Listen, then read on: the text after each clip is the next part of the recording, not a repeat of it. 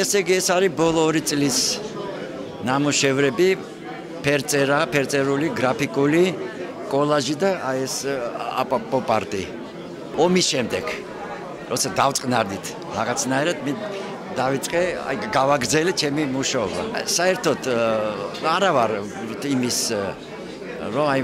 მიუძღვნა ეხლა ომს და ისედაც საშინელებაა, ისედაც ტრაგედია და მე ეხლა კიდე ეს გავართულო და ჩემი კიდე დამატება ვიცი რომ ეს არ მომწონს და ძალიან ვღელავდი და ცუდად ვიყავი რასა როგორც მთელი ჩვენი საქართველოს მოსახლეობა. ეხლაც ისე ვარ, ხედავთ რას გიშვებიან და სპეციალურად მე არ ვაკეთებ სურათებს. ეხლა ხო და ეხლა იცით რა არის, ეხლა თქვენ რომ მითხარით აი ამაზე. იქ იმ დარბაზში მაქვს შავ ტილოკი არა დერმანტინია ფაქტურა შავზე გაკეთებული შეიძლება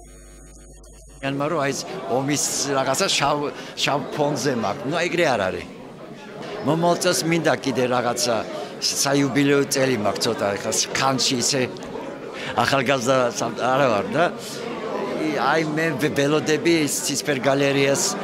როცა დაამთავრებენ იქ მე მითხრეს რომ იქნება მამაჩემის დავით კაკაბაძის